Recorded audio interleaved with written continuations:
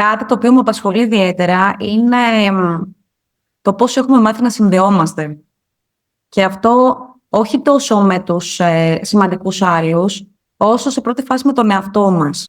Άρα πώς να συνδεόμαστε με τον εαυτό μας, λοιπόν, Αυτό μας είναι δύσκολο, γιατί ουσιαστικά δεν έχουμε μάθει να το κάνουμε. Δεν μας το έχουν μάθει από μικρότερη ηλικία. Άρα, στην πορεία της ζωής καλούμαστε να μας γνωρίσουμε, να μας ανακαλύψουμε μέσα από τη δική μας ματιά και όχι μέσα από το τι μας έχουν πει οι άλλοι ότι είμαστε.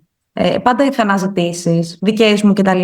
Οπότε και θυμάμαι και τον εαυτό μου έτσι σε κουβέντες με φίλες μου, με φίλους, σε μικρότερη ηλικία. Ήθελα να καταλάβω το γιατί. Ήθελα δηλαδή να φτάσω λίγο στη ρίζα. Δεν με κάει αυτό το επιφανειακό. Ήθελα να πάω ένα βήμα πιο κάτω. Η πρώτη μου δουλειά ήταν λογίστρια. Σπούδασα λογιστική. Έμεινα σε αυτό για πολλά χρόνια. Παρ' όλα αυτά, στην πορεία της ζωής μου συνειδητοποίησα ότι δεν με κέρδισαν οι αριθμοί. Ήθελα κάτι πέρα από τους αριθμούς. Μου άρεσε πολύ να ασχοληθώ με την ψυχολογία, με το πώς λειτουργούν οι άνθρωποι, πώς σχετιζόμαστε, πού ζοριζόμαστε. Ξένα σε ζόρισε να κάνεις την αλλαγή καριέρας? Κοίταξε να δεις. Ήταν μια πολύ συνειδητή απόφαση, γιατί έγινε σε μεγαλύτερη ηλικία. Οπότε πιστεύω ότι όσο πιο μεγάλος είσαι, τόσο και πιο αποφασισμένος είσαι για κάτι. Και το κάνεις για σένα, δεν το κάνεις για κάποιον άλλον. Τι εννοώ, ότι σε μικρότερη ηλικία είναι δύσκολο να καταλάβουμε τι ακριβώς θέλουμε. Και το δικό μου περιβάλλον ήταν από τη μία θετικό, από την άλλη όμως βγήκαν έτσι κάποιες ανασφάλειες όσον αφορά το άγνωστο. Πού θα πας και πώς θα είναι εκεί και πώς θα το χτίσεις και διάφορα έτσι ερωτήματα. Όπου πολλές φορές όταν, πώς θα το πω, όταν επικρατεί πιο πολύ ο φόβος στη ζωή μας, μας δυσκολεύει στο να πάρουμε αποφάσεις και στο να κάνουμε το επόμενο βήμα. Είπες μια πολύ μεγάλη λέξη, ο φόβος, έτσι. Τι σημαίνει για σένα φόβος? Κοίταξε να δεις, ο φόβος είναι ένα δυνατό συναίσθημα και θεωρώ ότι υπάρχει και θα υπάρχει στη ζωή μας. Σίγουρα θα φοβόμαστε. Το θέμα είναι τι κάνω με το φόβο. Δηλαδή, τον αφήνω να με ακινητοποιεί ή τον αγκαλιάζω και πάω μαζί του και πάω να τολμήσω. Πάω να δοκιμάσω. Και τι ανακάλυψες λοιπόν στην άλλη πλευρά του φόβου? Ανακάλυψα ότι καταρχήν δεν υπάρχει κατάλληλη στιγμή. Γιατί πολλές φορές λέμε, κοίταξε να δεις όταν τα πράγματα θα είναι καλύτερα, όταν θα βελτιωθούν τα οικονομικά μου, όταν θα νιώσω πιο σίγουρη, θα το κάνω. Και πολλές φορές μένουμε με το θα. Γιατί πάντα κάτι θα υπάρχει, πάντα κάτι θα μας προβληματίζει και δεν βρίσκεται αυτό το timing που λέμε, αυτή η σωστή στιγμή. Επομένως, εγώ δημιουργώ τη στιγμή και τη δημιουργώ με το να ξεκινήσω, με το να κάνω το πρώτο βήμα. Αυτό που λες είναι φανταστικό, γιατί η αλήθεια είναι, πως το λες, ο φόβος είναι κάτι που αυτή μας κρατάει πίσω, αλλά απ' την άλλη δεν αντιλαμβανόμαστε ποιο είναι το κόστος της αδράνειας. Δηλαδή, πάρα πολλές φορές λέμε ότι άμα κάνω αυτό κινδυνεύουμε, αν κάτσουμε και αναλογιστούμε ότι, OK, και άμα δεν κάνω τίποτα, πώς θα είναι η ζωή μου σε 5 χρόνια, σε 10 χρόνια. Και τότε, όταν φτάσουμε σε αυτή τη φάση, πολλές φορές αντιλαμβανόμαστε ότι ναι, καλύτερα να στρίξω από εδώ. Είναι πολύ καλύτερο να δοκιμάσω κάτι και ας μην πετύχει, από το να το έχω στο μυαλό μου και να λέω και αν το είχα κάνει και αν τα πράγματα ήταν διαφορετικά. Αυτά τα αν δηλαδή. Η ζώνη άνεσης που λέμε, το comfort zone. Γιατί μένουμε εκεί? Μένουμε εκεί γιατί έχουμε συνηθίσει το οικείο. Οτιδήποτε έχουμε κάνει στη ζωή μας για μεγάλο διάστημα που μας δημιουργεί ένα αίσθημα γνώριμο, μας δημιουργεί αντίστοιχα και ένα αίσθημα ψευδοασφάλειας. Όμως η αλήθεια είναι ότι αυτό που μας είναι γνώριμο δεν σημαίνει ότι μας εξελίσσει. Και πολλές φορές δεν μας ευχαριστεί κιόλας. Ναι, και αυτό έχει πάρα πολύ ενδιαφέρον και σε αυτό που έλεγες πριν. Δηλαδή, ότι ότι ξεκίνησες και εσύ ουσιαστικά για να βρεις κάποια δικά σου πράγματα μέσα.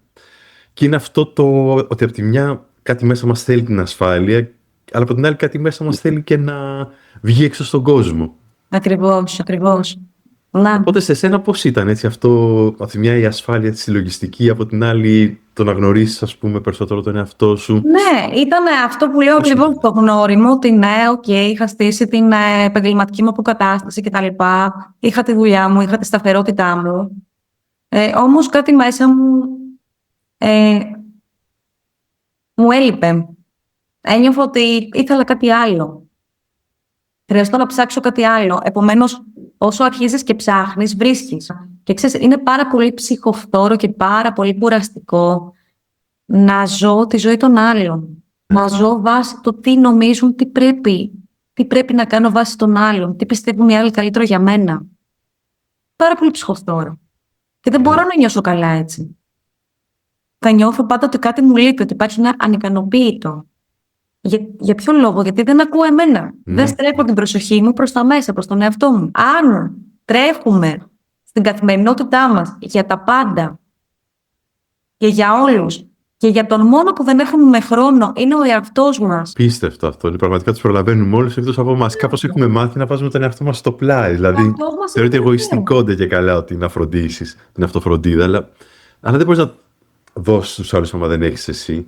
Δηλαδή, ένα άδειο ποτήρι, ένα άδειο μπουκάλι δεν μπορεί να δώσει να γεμίσει ένα ποτήρι, άρα θέλει κάπου να γεμίζουμε και το δικό μας είναι για να μπορούμε να προσφέρουμε το περίσσευμα. Θεωρώ ότι μόνο μέσα από τις δυσκολίες εξελισσόμαστε. Αν το σκεφτείς. Δηλαδή, όσο τα πράγματα είναι εύκολα και χαλαρά και ωραία, εντάξει, όλα καλά.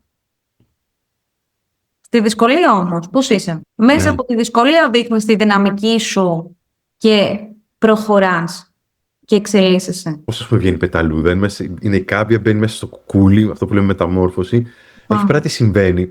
Εκεί πέρα διαλύεται. Δηλαδή, αν ανοίξει το κουκούλι, στη φάση τη μεταμόρφωση, θα δεις απλώς μια σούπα μέσα. Δεν υπάρχει πλέον κάμπια. Και από εκεί θα γίνει πεταλούδα. Αλλά η δύναμη που θα βάλει πεταλούδα για να διαρρήξει το κουκούλι και να βγει έξω, είναι ουσιαστικά αυτή, είναι η δύναμη που θα της δώσει τη δύναμη στα φτερά να πετάξει. Μπράβο. Θα γίνει αυτή η μεταμόρφωση, θα γίνει αυτή η αλλαγή. Αλλάζουμε και τις ερωτήσεις που θέτουμε στον εαυτό μας. Δηλαδή, μπορεί ας πούμε πιο παλιά να λέγαμε γιατί έγινε αυτό, γιατί μου συνέβη αυτό, γιατί μου μίλησε έτσι, γιατί... 10 γιατί. Μετά δεν σε ενδιαφέρει τόσο το γιατί. Λες, τι μπορώ να κάνω? Δηλαδή, αναλαμβάνεις την ευθύνη σου.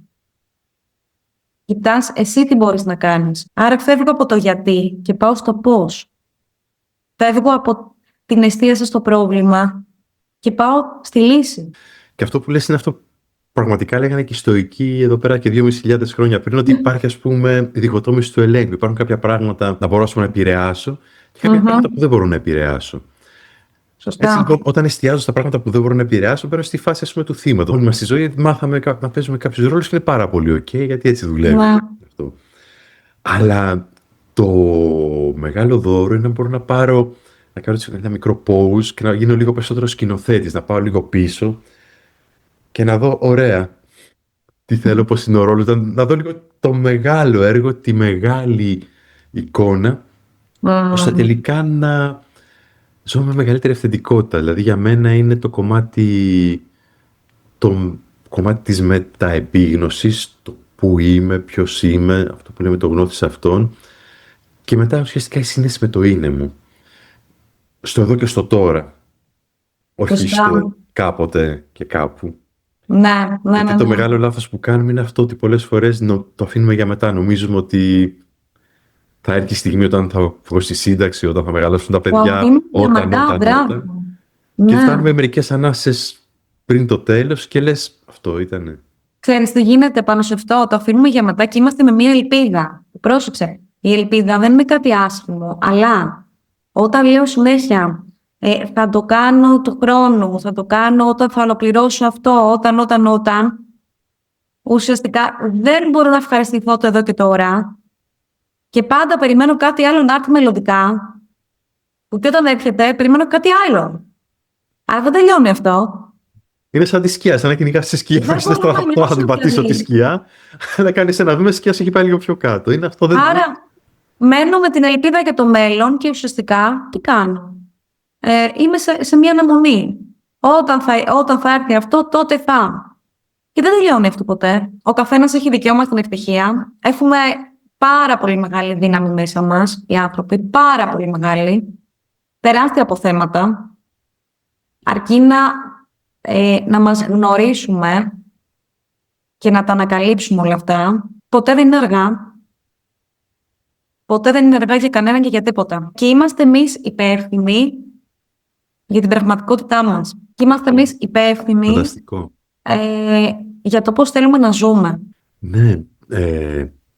Αν μπορώ να πω κάτι έτσι από το τελευταίο χρόνο, είναι αυτό το Carpe Diem, το άτραξε τη μέρα. Δηλαδή, το αν έρθει τώρα, τότε πότε. Γιατί είμαι 59 χρονών. Και δηλαδή, από ένα σημείο και πέρα συνειδητοποιώ ότι ο χρόνος δεν είναι απεριόριστος και τελικά είναι αυτό που λέγαμε και πριν, ότι η ζωή πραγματικά είναι ένα δώρο. Ευχαριστώ πολύ, Κυριακή. Το απόλαυσα και αυτό είναι που μετράει. Ήταν πάρα πολύ ωραία και τιμή μου και θα χαρώ πολύ και για επόμενα.